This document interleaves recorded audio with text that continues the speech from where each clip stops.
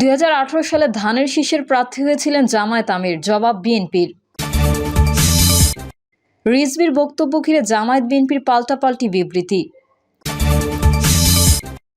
সচিবালয়ের 200 কক্ষ আগুনে ক্ষতিগ্রস্ত, মেরামতের বিষয়ে যা জানা গেল। ছাত্রদল সভাপতির সঙ্গে দীপ্তির তুমুল বাকবিতণ্ডা, ভিডিও ভাইরাল। এবং সর্বশেষ জানাবো পিলখানা হত্যাকাণ্ডের পুনঃতদন্ত দাবি শহীদ পরিবারের। এতক্ষণ শুনছিলেন সংবাদ শিরোনাম, এবারে বিস্তারিত। তবে তার আগে অনুরোধ থাকবে আমাদের চ্যানেলটি সাবস্ক্রাইব করে বেল আইকনটি ক্লিক করুন। 2018 সালে ধানের শীষের প্রার্থী হয়েছিলেন জামায়াত আমির, জবাব বিএনপির। বিএনপির যুগ্ম মহাসচিব রুহুল কবির রিজভীর বক্তব্য নিয়ে জামায়াতের বিবৃতির জবাব দিয়েছে বিএনপি। দলটি জানায়, 2018 সালের নির্বাচনে জামায়াতে ইসলামীর আমির ডক্টর শফিকুর রহমান নিজেও ধানের শীষের প্রতীকের প্রার্থী হয়েছিলেন। পোস্টে বলা হয়, 2018 সালের নির্বাচনে জামায়াত দর কষাকষি করে 22 আসন বাগিয়ে নেয় জোট থেকে এবং সেই নির্বাচনে ডক্টর শফিকুর রহমান নিজেও ধানের শীষ প্রতীকে প্রার্থী হয়েছিলেন। তাহলে কার সাথে জোট আর কার সাথে মোনাফিকির কথা বললেন আমির, এমন প্রশ্নও রাখে দলটি। এর আগে রিজভীর বক্তব্যের কড়া প্রতিবাদ জানায় জামায়াত ইসলামী। সেখানে বলা হয়, বিএনপি নেতা রুহুল কবির রিজভী জামায়াত ইসলামী সম্পর্কে ভারতের সাথে সম্পর্ক উন্নয়নে হাসিনাকে ক্ষমা করতে চায় জামায়াত মর্মে যে বক্তব্য দিয়েছেন তা বিভ্রান্তিকর, ভিত্তিহীন ও রাজনৈতিক উদ্দেশ্য প্রণোদিত। রুহুল কবির রিজভী তার বক্তব্যে বলেছিলেন, শেখ হাসিনার আমলে হেলমেট লীগ, চাপাতি লীগ, বন্দুক লীগ দেখেছি। আবার জনগণ এটাও জানে খুর লীগ ও পায়ের রক কাটা পার্টি। এরা কারা জনগণ জানে না, কারা পায়ের রক কাটে জনগণ তাদেরকে চেনে। খুব ঘোলা পানিতে মাছ শিকারের চেষ্টা করছেন। আপনাদের 1971 সালের অর্জন কি? আপনার 71 সালে বিরোধিতা করেছেন। জিয়াউর রহমান স্বাধীনতা ঘোষণা দিয়েছেন, এই গৌরব বিএনপির।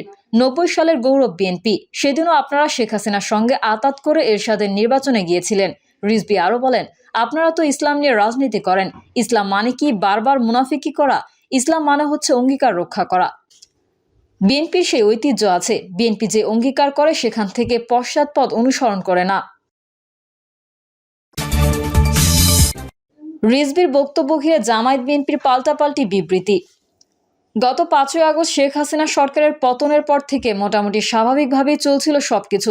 তবে হঠাৎ করেই যেন রাজনৈতিক উত্তেজনা লক্ষ্য করা যাচ্ছে। এর সূত্রপাত হয়েছে বিএনপির সিনিয়র যুগ্ম মহাসচিব রুহুল কবির রিজভীর বক্তব্যকে ঘিরে। বাংলাদেশ জামায়াত ইসলামীকে নিয়ে রিজভী বেশ কিছু কথা বলার পর এর প্রতিবাদে বিবৃতি দেয় দলটি।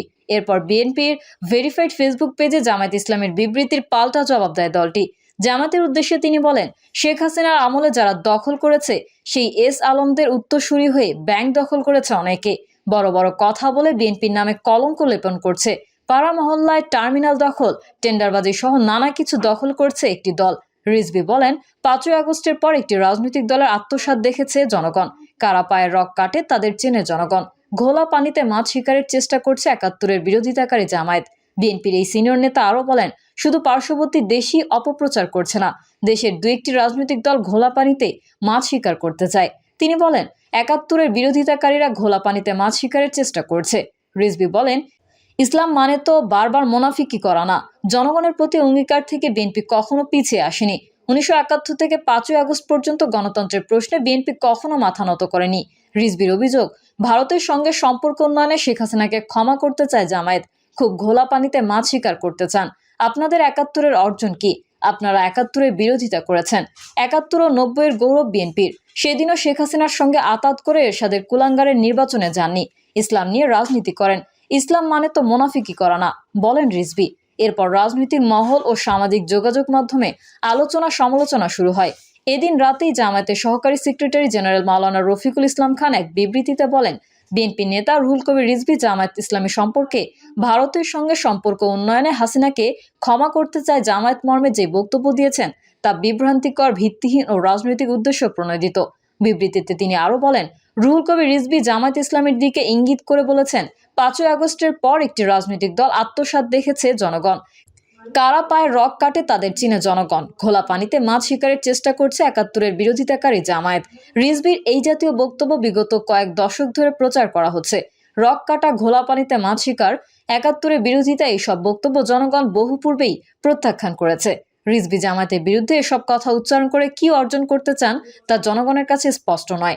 জামায়াত রক কাটা ও ঘোলা পানিতে মাছ শিকারের রাজনীতি কখনো করেনি। তিনি জামায়াতের দিকে ইঙ্গিত করে ইসলাম নিয়ে রাজনীতি করেন। ইসলাম মানে তো বারবার মুনাফিকি করা নয়। এই বক্তব্য চরম মিথ্যাচার ছাড়া আর কিছুই নয় বলে রফিকুল ইসলাম খান বলেন। বিবৃতিতে উল্লেখ করা হয়, জামায়াত ইসলাম নিয়ে রাজনীতি করে না। জামায়াত ইসলাম নিয়ে রাজনীতি করে না, ইসলামী আদর্শের ভিত্তিতে রাজনীতি করে জামায়াত। জামায়াত ইসলামী কখনো মুনাফিকি করেনি। জামায়াত দেশের মানুষের অধিকার, আইনের শাসন, ন্যায় বিচার, মানবাধিকার ও ভোটের অধিকার প্রতিষ্ঠার জন্য আপোষহীনভাবে লড়াই করেছে। জামায়াত কখনো মুনাফিকির আশ্রয় নেয়নি। রিজভী অবশ্যই অবগত আছেন, 2018 সালে প্রতিষ্ঠিত জোটকে এড়িয়ে ভিন্ন মতের লোকদের সঙ্গে জোট করে ক্ষমতায় যাওয়ার জন্য যে ঐক্য করা হয়েছিল তা কি জাতির সঙ্গে মুনাফিকি নয়? জনগণ এই রাজনৈতিক ছন্দপতনের ইতিহাস ভুলে যায়নি। বিবৃতিতে আরো উল্লেখ আছে, জামায়াতে ইসলামের রাজনীতি ভারতের আধিপত্যবাদ ও ফ্যাসিবাদের বিরুদ্ধে। জামায়াতের এই ভূমিকা গোটা জাতি গ্রহণ করেছে, আর এই কারণে সম্ভবত রিজভীর গাত্রদাহ সৃষ্টি হয়েছে। আমরা এই ধরনের বিভ্রান্তিকর ও অপবাদ আরোপের রাজনীতি থেকে বিরত থাকার জন্য সংশ্লিষ্ট সবার প্রতি আহ্বান জানাচ্ছি। এরপর জামায়াত ইসলামের বিবৃতির পাল্টা জবাব দেয় বিএনপি।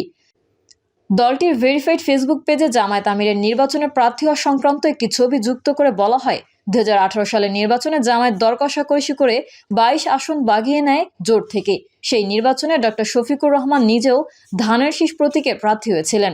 তাহলে কার সঙ্গে জোট আর কার সঙ্গে মুনাফিকের কথা বললেন আমির? সচিবালয়ের 200 কক্ষ আগুনে ক্ষতিগ্রস্ত, মেরামতের বিষয়ে যা জানা গেল।